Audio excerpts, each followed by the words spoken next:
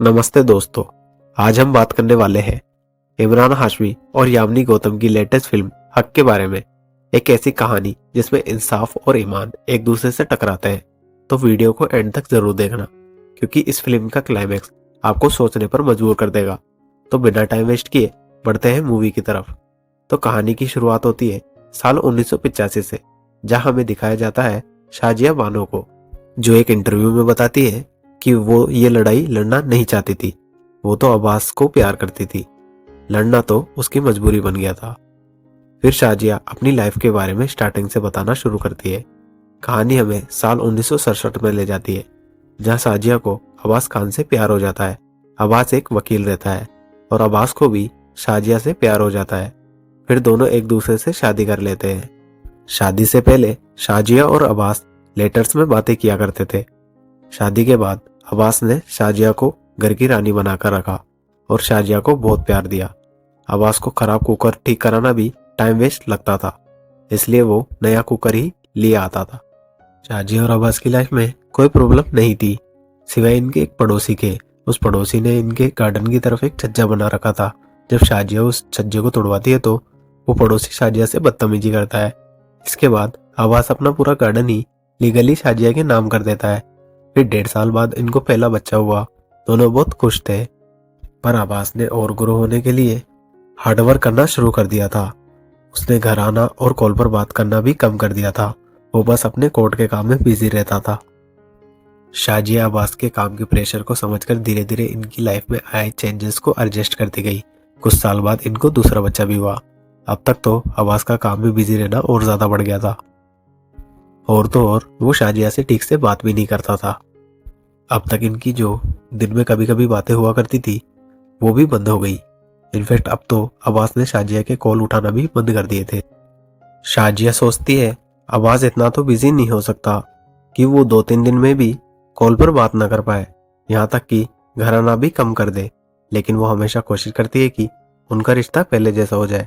ऐसे ही उनकी लाइफ चलती रही। एक दिन शाजिया के बच्चे कुत्तों के साथ खेल रहे होते हैं, तो वो पड़ोस वाला आदमी फिर से शाजिया को बातें सुनाने लगता है और उसका कहना था कि मुस्लिम धर्म में ये सब पाप है। अब ये सुनने के बाद जब शाजिया अब्बास को कॉल करती है तो अब्बास उससे कहता है कि वो उसे बार बार परेशान करना बंद कर दे। ये सुनने के बाद शाजिया को बहुत बुरा लगता है, इसलिए वो अब्बास से रूठ जाती है। लेकिन अब्बास जब वापस घर आता है तो वो शाजिया को मनाने की कोशिश नहीं करता, बल्कि वो तो अपना बैग पैक करने लगता है, जो देखकर शाजिया काफी हैरान थी। तब अब्बास शाजिया को बताता है कि उसे प्रॉपर्टी की काम की वजह से पाकिस्तान जाना पड़ रहा है, लेकिन वो 3 हफ्ते में वापस आ जाएगा। साथ ही वो शाजिया को कहता है कि वो ज्यादा स्ट्रेस न ले, क्योंकि वो प्रेग्नेंट है, इसलिए उसको अपना ख्याल रखना होगा। ये बोलकर अब्बास वहां से चला जाता है। जिसके बाद शाजिया अब्बास को कई बार कॉल करती है, लेकिन वो कॉल पर बात ही नहीं कर रहा था। इसके बाद भी शाजिया अब्बास को कई बार कॉल करती रहती है। तब एक बार के लिए अब्बास शाजिया का कॉल उठा लेता है और उससे कहता है कि वो ज्यादा स्ट्रेस ना ले और अपना ख्याल रखे। इतना बोलकर वो शाजिया की पूरी बात सुने बिना ही फोन रख देता है, जिससे शाजिया को काफी बुरा लगता है। अब ऐसे ही 3 महीने गुजर जाते हैं और अब्बास वापस आता है। ये देखकर शाजिया काफी खुश हो जाती है, लेकिन जब वह उसे देखने बाहर आती है तो अब्बास के साथ उसकी माँ भी आई होती है। और यहाँ पर वो शाजिया को बताती है कि अब्बास ने सायरा के साथ शादी कर ली है। यह सुनने के बाद शाजिया काफी हैरान हो जाती है। उसने कभी नहीं सोचा था कि अब्बास उसके साथ ये सब करेगा।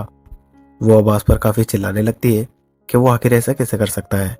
तब अब्बास की माँ उससे कहती है कि अब्बास तो ये शादी नहीं करना चाहता था, लेकिन उन्होंने अब्बास को कसम दे दी थी। वो कहती है अब्बास की जो फूफी है उनके उसके ऊपर काफी ज्यादा एहसान है, और उनकी बेटी सायरा की भी शादी हो गई थी, लेकिन उसका पति उसे मारता पीटता था, जिसके बाद उसके हस्बैंड की भी मौत हो गई थी और वो विधवा हो गई थी।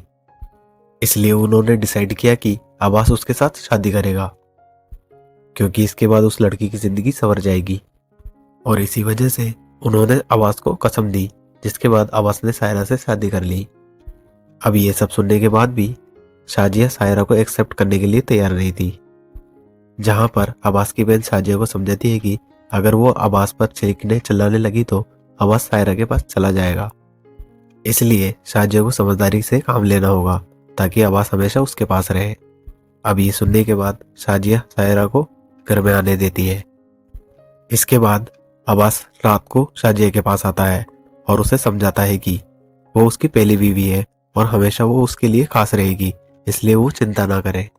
उसने सायरा से शादी मजबूरी में की है, लेकिन शाजिया से वो अब भी प्यार करता है और हमेशा उससे प्यार करता रहेगा। अब ये सुनने के बाद शाजिया को थोड़ी सी तसल्ली हो जाती है। तो वही सायरा बगीचे वाले आउट हाउस में रह रही होती है, क्योंकि अब्बास ने उसे वहां रहने के लिए कहा था। अब अगले दिन जब सायरा अब्बास का कोई भी काम करने की कोशिश करती तो शाजिया उसे खुद ही कर देती। ये देखकर हम समझ पा रहे थे कि कहीं ना कहीं शाजिया सायरा से जेलस फील कर रही थी, लेकिन उसे सायरा पर दया भी आती थी, क्योंकि सायरा के साथ इतना कुछ गलत भी हुआ था। जिसके बाद हम सायरा को देखते हैं, जो शाजिया के पास जाती है और वो उसे आपा कहकर बुलाती है और हमेशा उसके साथ प्यार से बात करती है। अब एक दिन सायरा शाजिया से कहती है कि उसे कुछ पर्दे, बेडशीट और पिलो कवर चाहिए, जो सुनने के बाद शाजिया उसे मार्केट में लेके जाती है और उसे वही सब चीजें दिलाने लगती है जो कि अब्बास को बिल्कुल पसंद नहीं थी।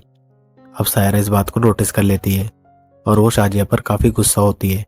वो शाजिया से कहती है कि वो ये सब कुछ जानबूझकर कर रही है ताकि अब्बास उसके पास ना आए।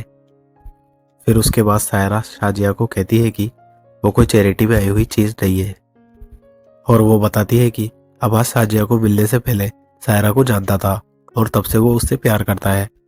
लेकिन तब सायरा की शादी किसी और से तय हो गई थी और इसी वजह से अब्बास ने शाजिया के साथ शादी की। लेकिन जब उसे पता चला कि सायरा के हस्बैंड की डेथ हो गई है, तो वो फिर से उसके पास आ गया ताकि वो उसके साथ शादी कर सके। सायरा कहती है कि अब्बास उससे पहले भी प्यार करता था और अब भी प्यार करता है, और अगर शादी से पहले वो अब्बास के सामने ये शर्त रखती कि उसे अपनी पहली बीवी यानी शाजिया को डिवोर्स देना होगा तभी वो उसके साथ शादी करेगी, तो अब्बास वो भी करता।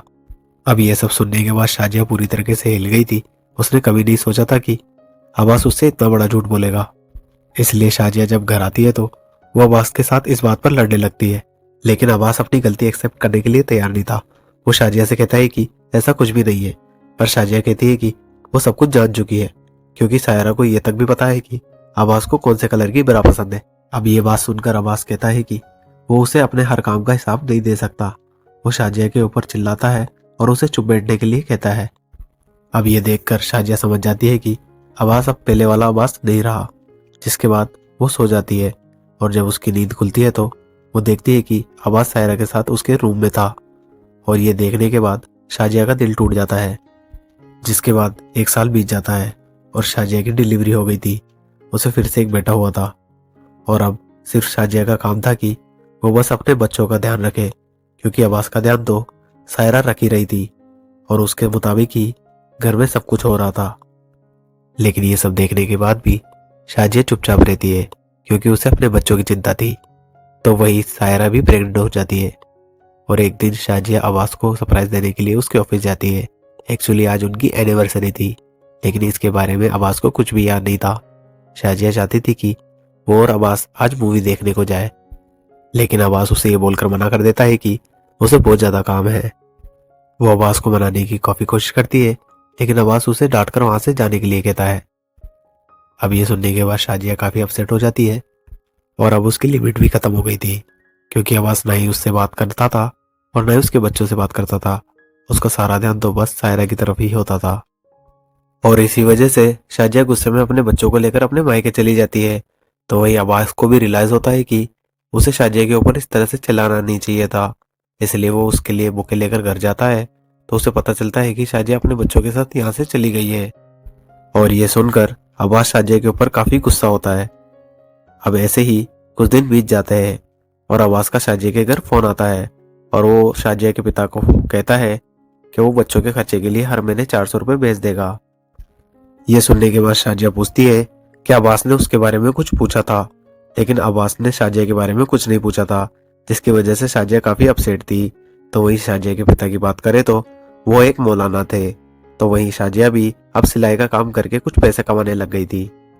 अब ऐसे ही कुछ दिन बीत जाते हैं और अब्बास 400 रुपये भेजना भी बंद कर देता है, जिसकी वजह से शाजिया के लिए 3 बच्चों की परवरिश नहीं कर पा रही थी, और वो अब्बास को कांटेक्ट करने की कोशिश करती है, लेकिन अब्बास उससे कोई पैसे नहीं भेजता।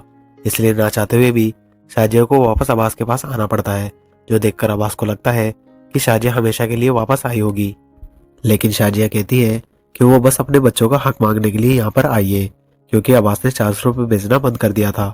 जिस पर अब्बास कहता है कि शाजिया खुद ही यहाँ से चली गई थी, न ही अब्बास ने उसे घर से निकाला था और न ही उसे जाने के लिए कहा था।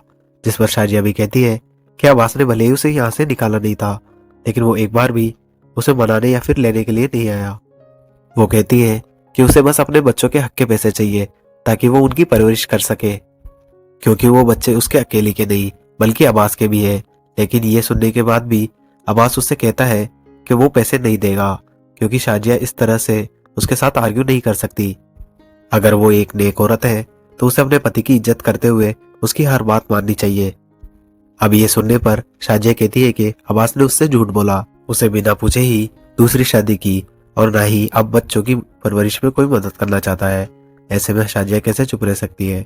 भले ही वो एक औरत है, लेकिन वो एक माँ भी है, इसलिए वो अब अब्बास की कोई बात नहीं सुनेगी।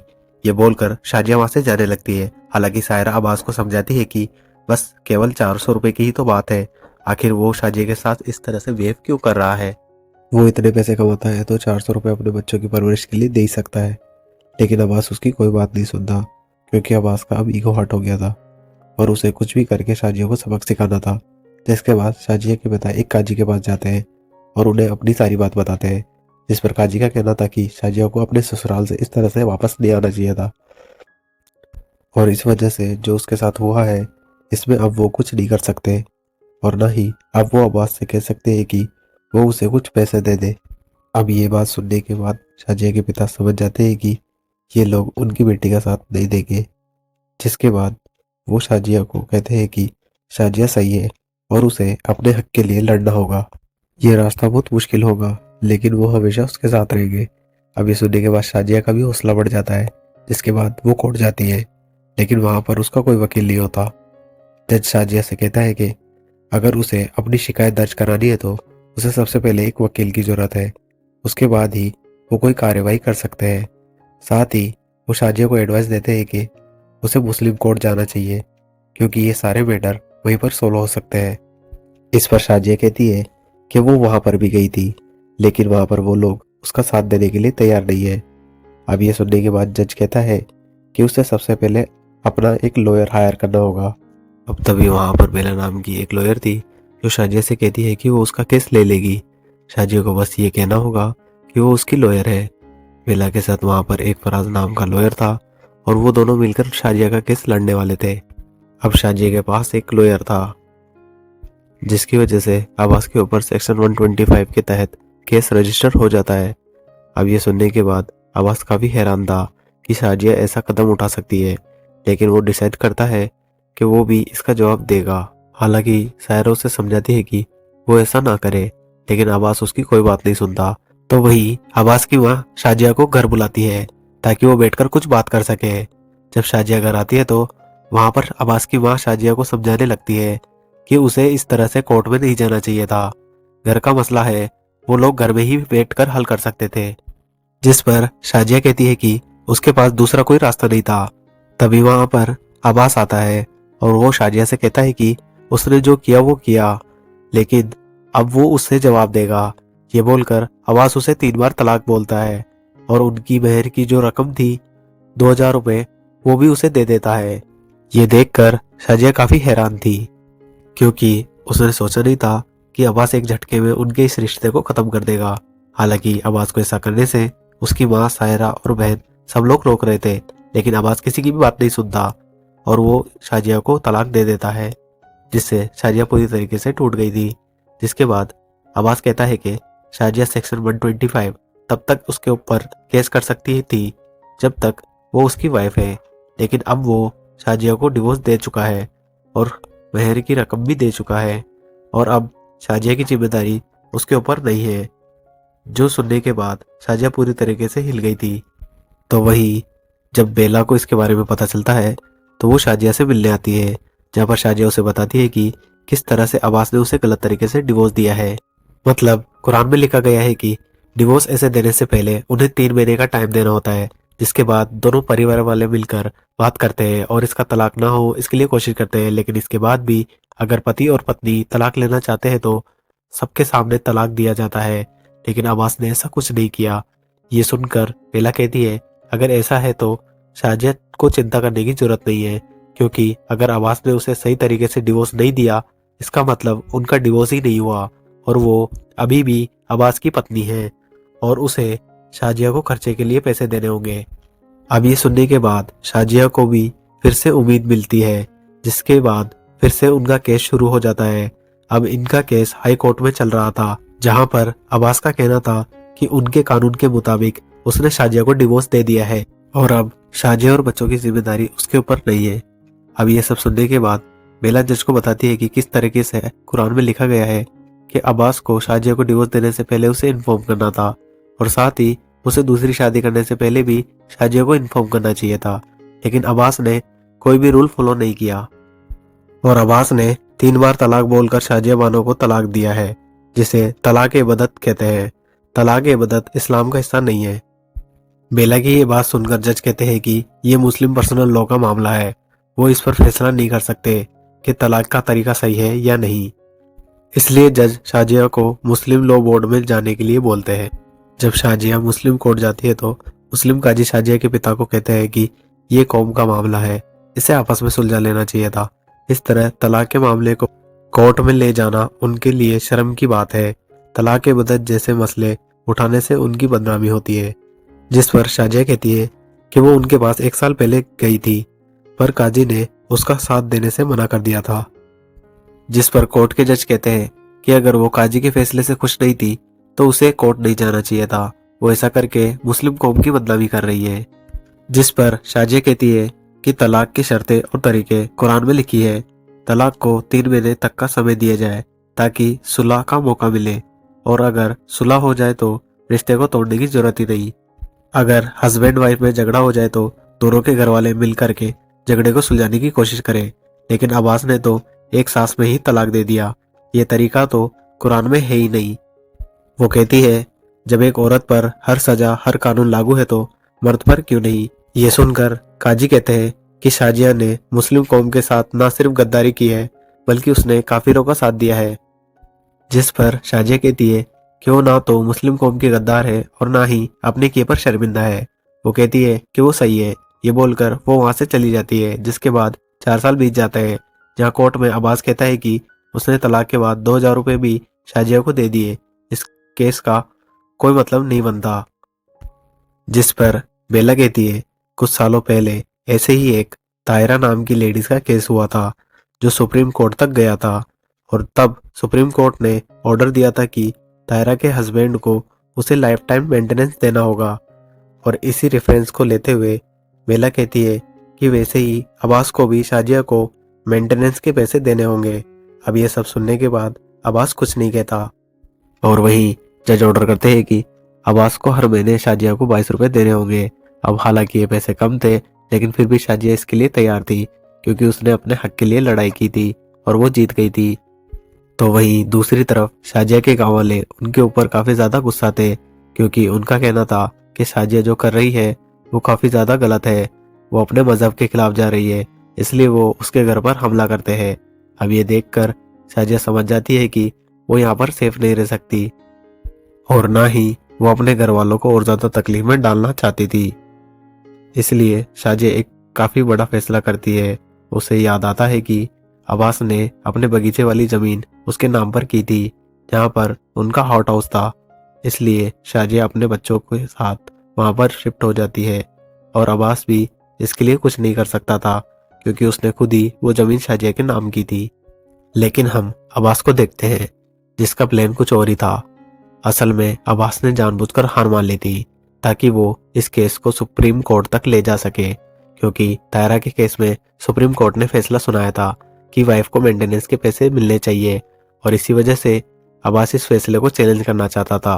अब सुप्रीम कोर्ट का फैसला तो सुप्रीम कोर्ट ही चेंज कर सकता है और इसी वजह से अब्बास ये केस जानबूझकर हार गया था, क्योंकि अगर ये केस वो जीत जाता तो सुप्रीम कोर्ट के लिए वो अप्लाई नहीं कर सकता था। लेकिन वो ये केस हार गया था तो वो अप्लाई कर सकता है। अब इस बात को बेला अच्छे से समझ जाती है और वो अब्बास से कहती है कि वो भी सुप्रीम कोर्ट में लड़ने के लिए तैयार है। तो वहीं सायरा अब्बास को समझाती है कि वो इस तरीके से बिहेव करना बंद कर दे और सुप्रीम कोर्ट में अपील ना करे, लेकिन अब्बास उसकी कोई बात सुनने के लिए तैयार नहीं था। जिसके बाद सायरा शाजिया के पास जाती है और उसे कहती है कि आखिर वो ये सब क्यों कर रही है। जिस पर शाजिया कहती है कि सायरा जब यहाँ पर शादी करके आई थी तो शाजिया ने उसे एक्सेप्ट कर लिया था, लेकिन जब सायरा ने देखा कि शाजिया उसकी रिस्पेक्ट नहीं करती तो उसने आवाज का सारा सच शाजिया के सामने बता दिया।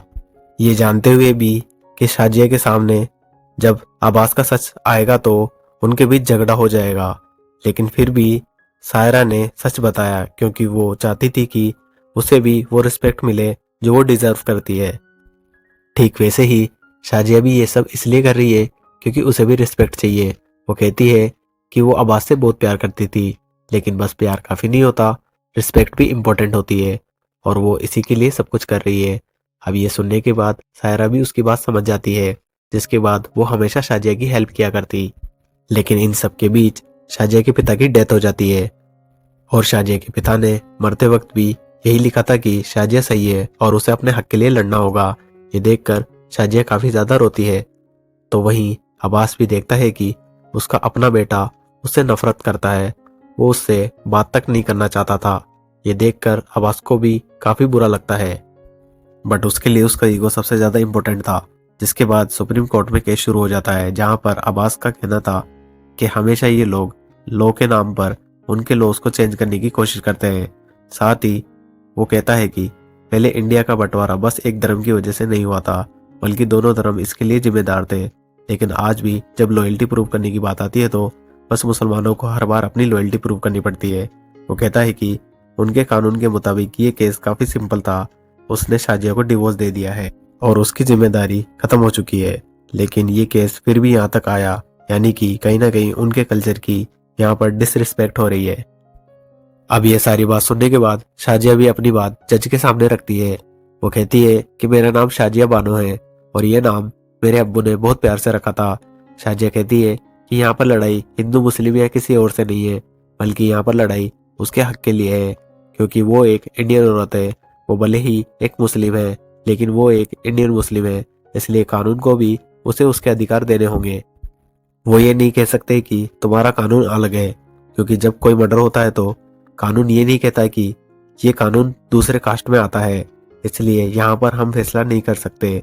ठीक वैसे ही अगर वो एक मुस्लिम औरत है तो क्या हुआ, उसकी नेशनलिटी तो इंडियन है, इसलिए यहाँ पर उसके हक में फैसला होना चाहिए। साथ ही वो कहती है कि उसके पिता ने उसका नाम बहुत प्यार से रखा था, आज अगर उसे हक नहीं मिला तो लोग यही समझेंगे कि शाजिया गलत थी, और फिर कोई भी पिता अपनी बेटी का नाम शाजिया बानो नहीं रखेगा। यहाँ पर शाजिया ये भी कहती है कि कई बार उसे ऐसा लगा कि उसे ये सब बंद कर देना चाहिए, लेकिन हर बार उसे यही डर लगता है कि क्या अगर आगे चल के उसके बच्चे भी किसी लड़की के साथ ऐसा ही करते, या फिर उसकी बेटी के साथ उसका पति भी ऐसा ही करता। अब ये सब सुनने के बाद जज अपना फैसला सुनाते हैं। वो कहते हैं कि उन्होंने कुरान और इंडियन लॉ को मद्देनजर रखते हुए ये फैसला किया है कि सेक्शन 125 के तहत किसी भी तलाकशुदा औरत को मेंटेनेंस मिलना चाहिए, और ये हक मुस्लिम औरतों पर भी उतना ही लागू होता है। मुस्लिम पर्सनल लॉ और सेक्शन 125 में कोई कॉन्फ्लिक्ट नहीं है, इसलिए हाई कोर्ट के फैसले को बरकरार रखते हुए शाजिया बानो को मेंटेनेंस का दावा कबूल किया जाता है। अब ये सुनने के बाद शाजिया काफ़ी खुश होती है, क्योंकि फाइनली अब वो जीत चुकी थी। भले उसे अपना हक मिलने में 10 साल लग गए थे, लेकिन फाइनली वो उसे मिल गया था। अब 1985 में शाजिया फाइनली ये केस जीत गई थी, जिसके बाद वो लड़कियों को कुरान पढ़ाने लग गई थी, और इसी के साथ ये मूवी यही एंड हो जाती है। तो ये थी शाजिया बानो की कहानी, जो हमें सिखाती है कि औरत का हक किसी का एहसान नहीं होता, बल्कि वो उसका जन्मसिद्ध अधिकार होता है। तो दोस्तों, आपको ये मूवी कैसी लगी मुझे कमेंट में बताएं, और वीडियो अच्छी लगी हो तो उसे लाइक और शेयर करें, और चैनल को सब्सक्राइब करना ना भूलें, ताकि ऐसी और भी इंटरेस्टिंग स्टोरीज मैं आपके लिए लाता रहूं। तो मिलते हैं नेक्स्ट वीडियो में। Thank you.